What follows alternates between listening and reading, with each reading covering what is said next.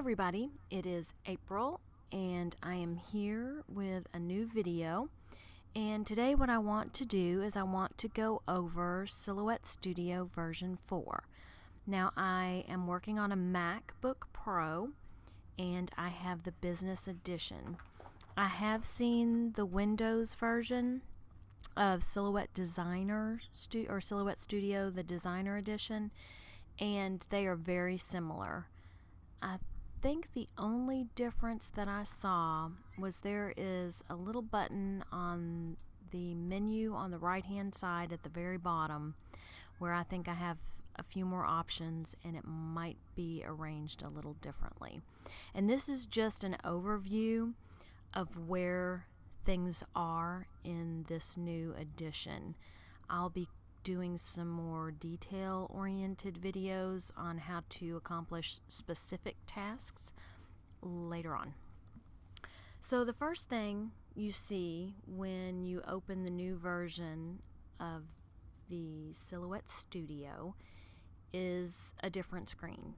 And if you don't like the colors on your screen, you can go to the far right hand corner and there is an icon with 3 arrows in a circle, and if you click that icon it's going to change the background colors of your menus. So here we've got dark gray, white. This one I believe changes maybe the icons to the gray, but I have found that my preference is the white background with the gray buttons.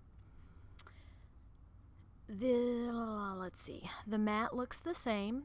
When you open your Silhouette Studio, recovered documents will come up just like it did before, and I'm going to shut that down. I'm going to start. I'm not going to go through these menus up here. They're similar to what we had before. Maybe I'll go over those later. I think the most important part is to go over the menus that are on each side of your screen. So this first icon is your edit buttons icon.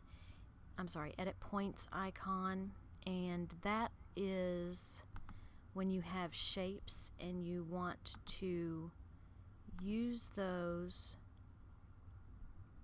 to create something else, where you're going to get into some real, and excuse the barking dog, never fails, when you want to edit some shapes to make them different shapes, or you want to edit, maybe you put a straight line and you want to make something out of it, you would use the edit points. And I'm looking for just a simple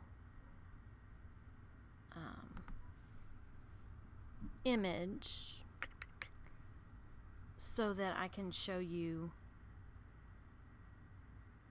some things about this software. Okay, so here we've got some hearts. I can show you the right click still brings up what looks to me about the same. This send to back of layer and bring to front of layer, I think that might be new. So I'm going to ungroup these hearts and just kind of push them off to the side, and then use this heart as an example. So here you've got your edit points and you can mess around with this shape using your edit points, and that's what that menu button is for. Your next button is your straight line, your polygon, your draw a curved shape, and draw an arc. I don't use those very often. I might use the straight line when I'm actually creating something myself, but in general terms I don't use this icon very often. The next icon is your shape icon. So you've got your squared angled rectangle, your round angled rectangle, your oval, and your regular polygon. I'm sorry, they call the oval an ellipse. And if you choose to draw a triangle or choose your rectangle and you really want a square, you can hit the Shift key, draw your rectangle, and it will make all of the sides even. You can adjust it if you want to when you get done drawing.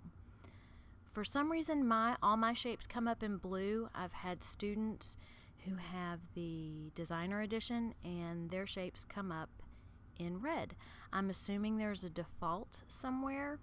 I haven't found it yet. I'm happy with the blue, so that's not on the top of my list of things to do.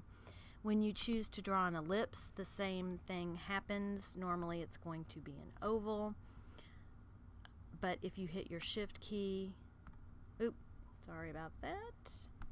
That's a setting that I have. When I hit the Shift key, it's going to always be a circle. Below your shapes are your pencils to draw freehand and draw smooth freehand. Under that is your text. So if you click text and type, then you have the text, and you need to use, in order to change that text, you'll need to use an icon on the right hand side. Here's your eraser tool, works just like it did before. Your knife for cutting, and this is a little dropper that's grayed out. It says transfer properties of a shape to a selected shape. I don't know if that is for a future edition. I'm assuming that it is, or maybe it highlights when you need it, and I don't know when I need it, so I'll have to figure that out when it becomes available. Alright, so I'm going to clean up my mat a little bit. Okay. I did find this very helpful. This version 4 edition of Silhouette Studio, to me it's more intuitive. I really like it, and part of the intuitiveness, it kind of guesses what you need. So if I have my mat and I don't have a shape selected, this menu across the top is just my color fill menu. If I select a shape, this menu has my color fill menu, my line fill. It's got changing the line settings.